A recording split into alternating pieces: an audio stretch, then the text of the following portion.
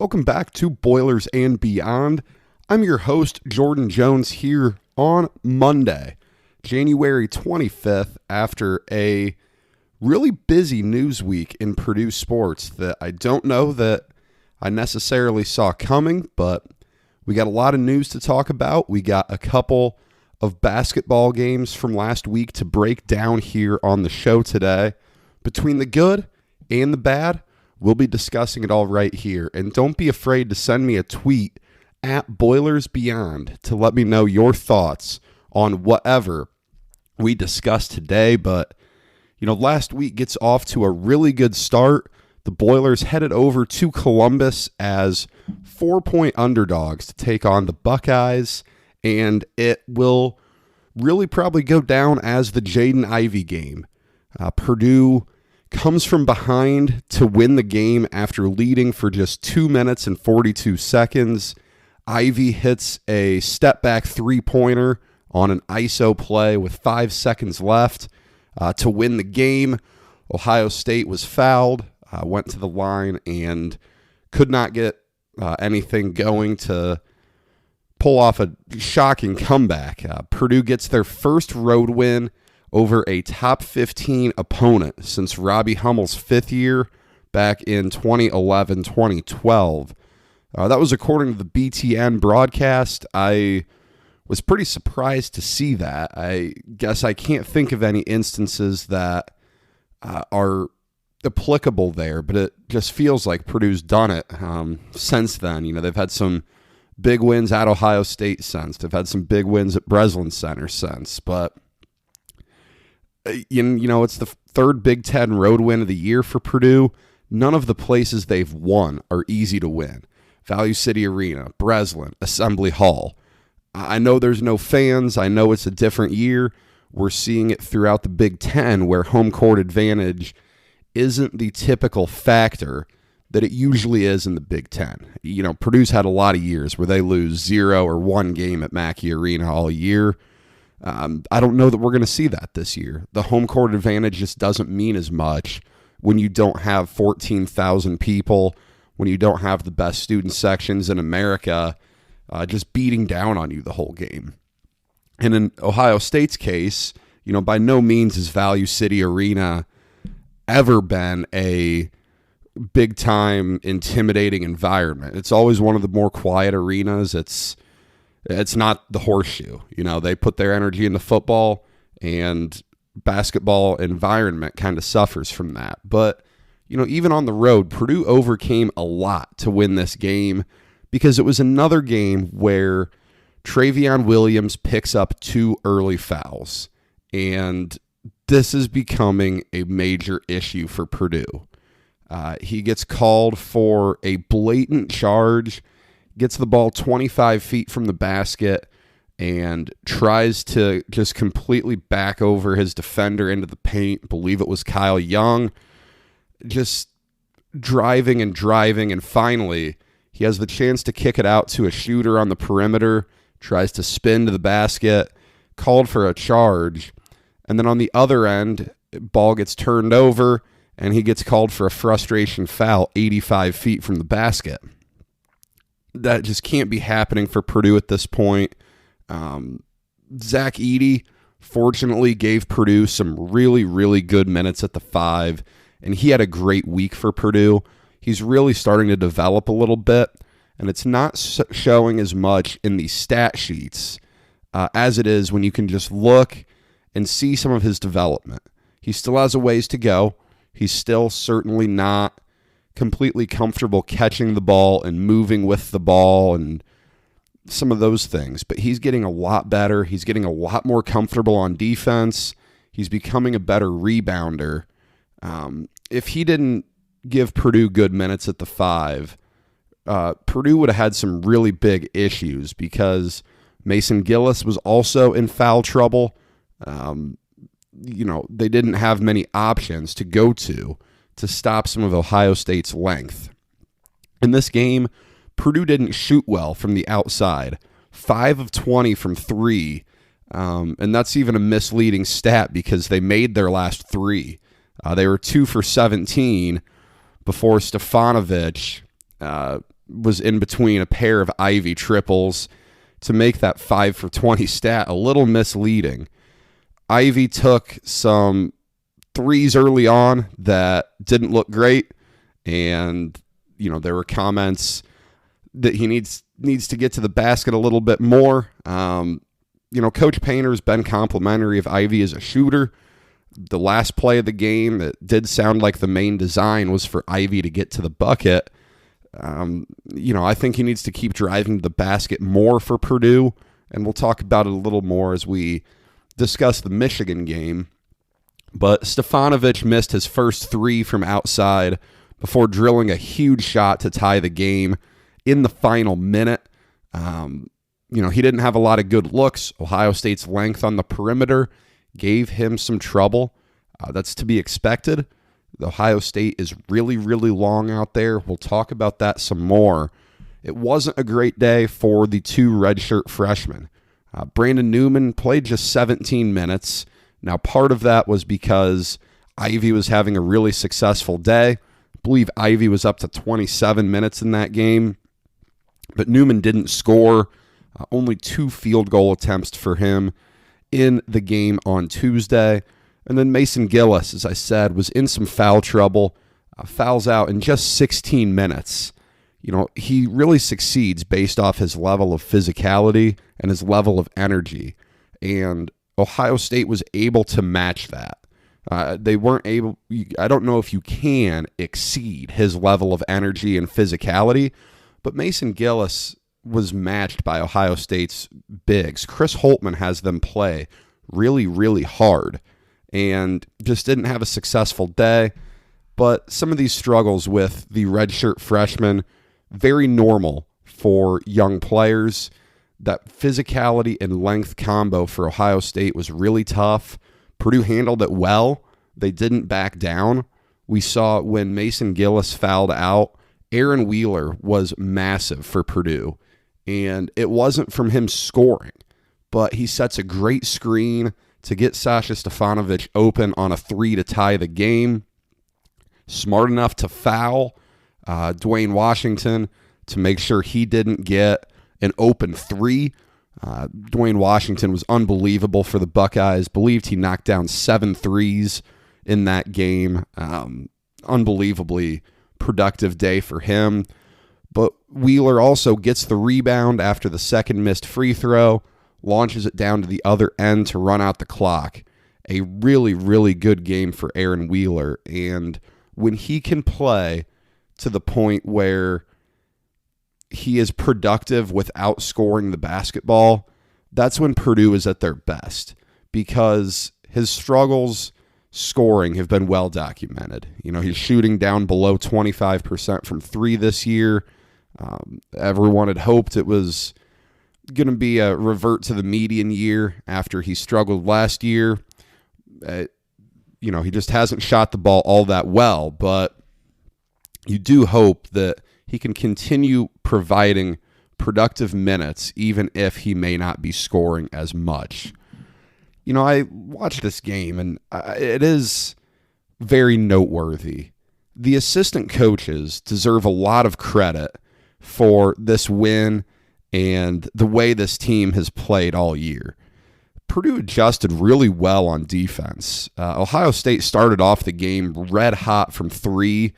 That's Steve Lutz, the assistant coach who runs the defense, and they adjusted really well.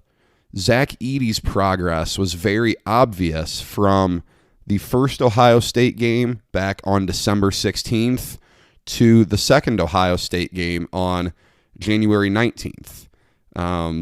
That's just 1 month of a difference, but Brandon Brantley's work with Zach Edey cannot be understated. That's been fantastic. Absolutely no one expected Edey to be giving Purdue the quality minutes he is right now. You couldn't have told me at the start of the year that Edey would be playing, 12 to 15 minutes in Big Ten games and Purdue would be winning. That work from both Zach Edey and Brandon Brantley, hats off to them. And then Micah Shrewsbury, comes from the NBA. He is money at drawing up plays. We've seen some of his timeouts go really well. We've seen a lot of it on the blobs, the baseline out of bounds plays, and even in the half-court offense, that Sasha Stefanovic three that tied the game. He's been really, really good. There was one baseline out of bounds play down in the IU game where I rewatched it, and really it was just made to expose Christian Lander, and it worked to perfection. He is really good at getting his guys open. There was one against Penn State where Sasha Stefanovic, just a nice little back cut, is wide open for a layup. Shrewsbury is very, very good at what he does. He'll be a head coach before long. I wouldn't be surprised if he gets interviews this offseason. And I compliment these assistant coaches, not to take anything away from Matt Painter. Matt Painter is arguably the most underappreciated coach in America, but it's important that he's humble enough to delegate some of these things. He's not afraid to let Micah Shrewsbury draw up the last play. He's not afraid to let Steve Lutz really take over that defense and determine matchups, determine where to put pressure, and that's really, really good stuff.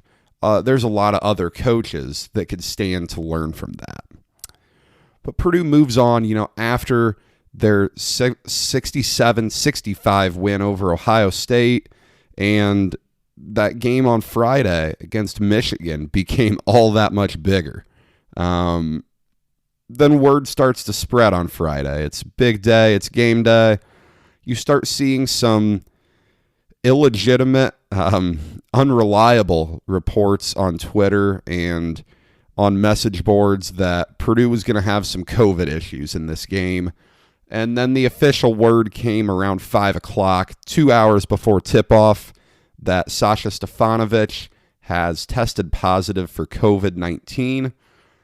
He was the only player on the report, which is always good news. He would be missing the next 3 games. That would be Michigan, which now of this recording already happened, Minnesota coming up on Saturday, and Maryland the week following. It was interesting to hear Matt Painter discuss this in his post-game press conference. It sounded as Purdue was very open and very transparent with Michigan. Juwan Howard and some of the Michigan players seemed to, echo the same sentiments there, that Purdue was really good at communicating about this COVID issue. Michigan still travels down, even after knowing that Purdue had some COVID issues. We get to the game, and it certainly felt a little bit less important now that Stefanovic had tested positive. Jaden Ivey gets the start after his big-time game winner, and Purdue just struggles on offense in this game. We did see Travion Williams record a double-double, 14 points, 11 rebounds, though, those 14 points came on 19 field goal attempts. Certainly not the efficiency you were looking for. In his first career start, Ivey has 12 points, went 3 of 14 from the floor, 0 of 5 from 3. He hits the big-time 3 against Ohio State. I know it was the goal that he was going to get to the basket there. I really would like to see him get to the basket more. He is very, very good there. One of my good friends, a big Purdue fan, put it this way. Some previous Purdue guards finish below the rim. Jaden Ivey finishes at the rim, and that's some really, really good stuff. It's true. He is incredibly athletic. He is incredibly good at controlling his body when he's in the air near the rim. Now, sometimes he jumps with no intention of landing, but when he gets to the basket, good things happen for Purdue because the defense has to collapse to maintain him and to control him, because you can't let him get one-on-one going to the basket. Eric Hunter Jr., 8 points, just 4 of 12 from the field. As a whole, Purdue shoots 30% from the field and was 2 of 12 from three-point range. That doesn't win a lot of games. Isaiah Livers leads the other side, leads the Maize and Blue with 22 points, 10 rebounds. I thought Purdue did fairly well on the defensive end. It wasn't like Michigan came out and just boat raced Purdue. Purdue played well on defense. They just couldn't get anything going on the offensive end. Hunter Dickinson, the all-everything freshman big man who will win Big Ten Freshman of the Year this year, just 8 points. Franz Wagner, just 2 of 10 from the field. But, the biggest thing we learned in this game is the offense without Sasha Stefanovic is really different. Purdue has other good shooters. Isaiah Thompson, Brandon Newman, Mason Gillis, Eric Hunter, they're all good shooters, but no one is as good at shooting off the move as Stefanovic is. No one else has that skill set of running off a screen, running, 53 feet across the baseline, catching not on balance without your feet set, and knocking down a three as Sasha Stefanovic is. And that's a huge loss for Purdue. Because if you look at Matt Painter's time at Purdue, Etuan Moore could do that. Robbie Hummel could do that. Ryan Smith, Dakota Mathias, Carson Edwards, Ryan Klein. It's been important for Purdue to have those types of shooters. When you don't have one on the floor, Purdue's had some issues. And look, they find out about Stefanovic's positive COVID test a day before the game. You can't fault them for struggling because they had very little time to prepare for life without him. But he's a 46% three-point shooter. Opposing teams have to sell out to stop him on the three-point line and to run him off the three-point line. And we've seen him get to the basket better. That Ohio State game, he had 12 points from just driving and getting to the basket. That's not something we've ever seen from Stefanovic before. And, he requires such a presence that it makes it harder to double team Williams and Edey.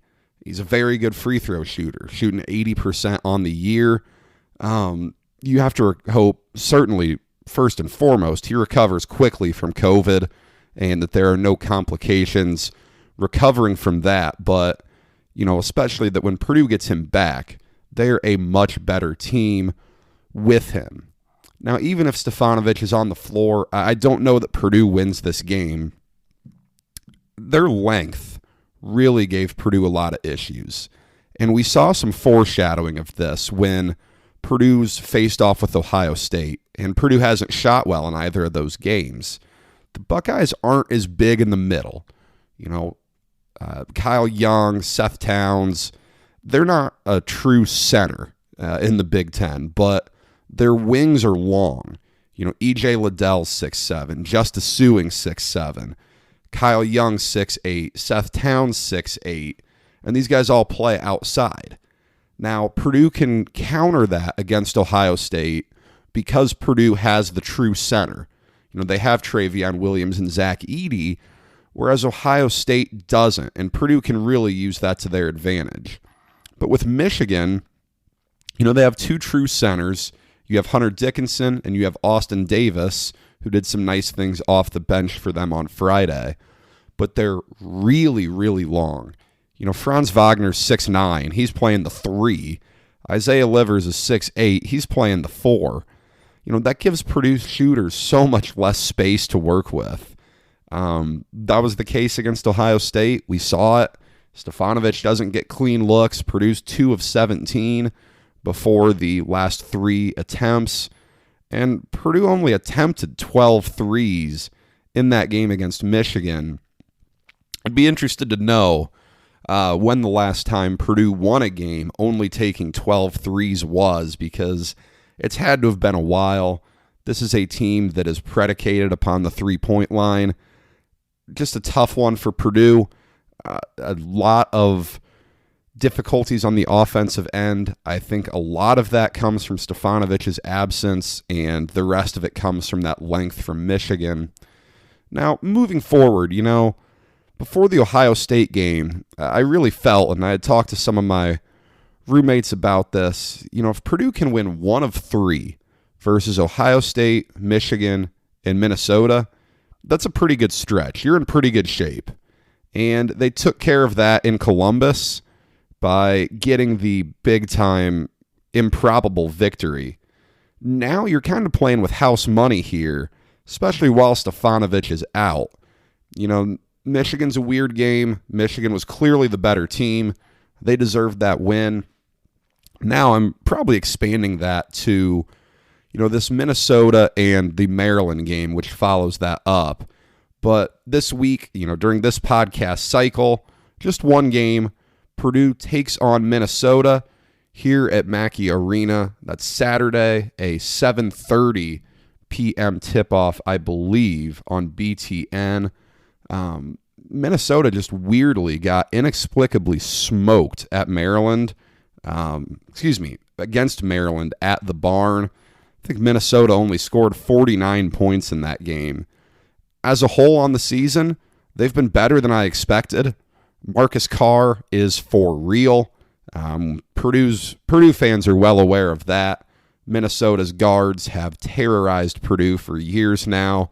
Can look back at Nate Mason ruining a 30-20 game from Caleb Swanigan on New Year's of 2017.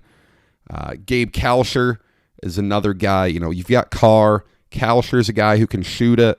And then Liam Robbins, a graduate transfer big man from Drake, has been a godsend for them. He gives them that 5 to replace Daniel Oturu, who obviously now in the NBA. But Robbins is a stretch 5. He can shoot it from outside. He can get things done inside. I do think Williams and Edey could do all right with him on defense. I don't know that Robbins is the best defender, but this is a Minnesota team that's pretty good. Before the season, I had said on the show, and I thought Richard Pitino would need to have a pretty good year. He's had some struggles for a while that have started to stack up, but all things from the outside right now, they're going to be all right. They're going to be in the NCAA tournament. Richard Pitino will be back next year. Purdue's got to learn how to play without Sasha Stefanovic. They have a lot of time to practice. I assume they took Saturday off and got back in on Sunday. A lot of time to practice ahead of this one. Hopefully they can at least find some different ways to get the offense going when you don't have Stefanovic to use both as a shooter and as the ultimate decoy that the Gophers would have to sell out on. They'd be well aware of Stefanovic. He had a big-time 3 to send it to overtime against them last year when Purdue ultimately won. They've got to adjust. I don't think Minnesota has won away from the Barn yet this year. I think all of their wins have come at home, and they have not won outside of the Barn.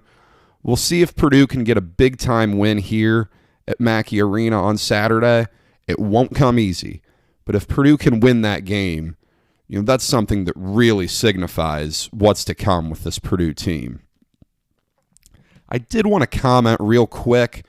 I know there's not a lot of football news to discuss, but the defensive staff is now whole. I think it was last Monday, per usual, a few hours after I publish the episode. There's some news that breaks, but Brad Lambert is hired as the defensive coordinator.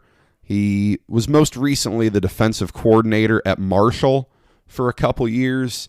He's in his 50s. He has a very extensive past. He did spend, most notably, 6 seasons as the head coach at Charlotte, where he oversaw their transition into the FBS. And that is certainly a transition that requires a lot of work, and you have the deck stacked against you when you do that. Did end up getting fired from that, but did some really good things when they were in the FCS and laid the groundwork. Charlotte's been a pretty good program. He laid the groundwork for their FBS success. Spent a decade as a Wake Forest assistant in the 2000s. Before that, he was at Marshall for about 5 years and on Jim Donnan's staff at Georgia for about 5 years. comes to Purdue, where he will be the co-defensive coordinator and linebackers coach. Anthony Poindexter also has that co-defensive coordinator title. He has since 2017, but Lambert's going to be the main guy calling the defense. That's what we saw with Nick Holt. That's what we saw with Bob Diaco.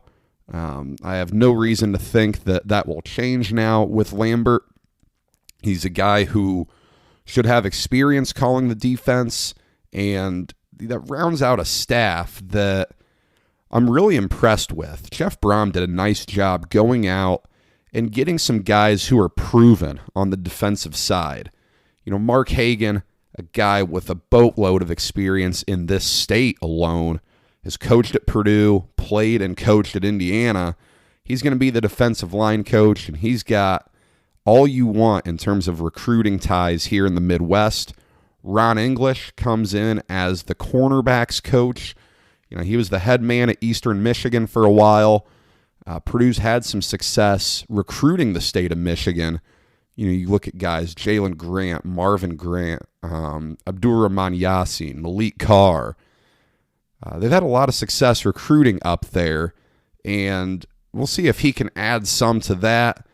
There's a lot of experience. Lambert doesn't have the most Midwest ties, but as I said, Hagan and English maybe make up for that.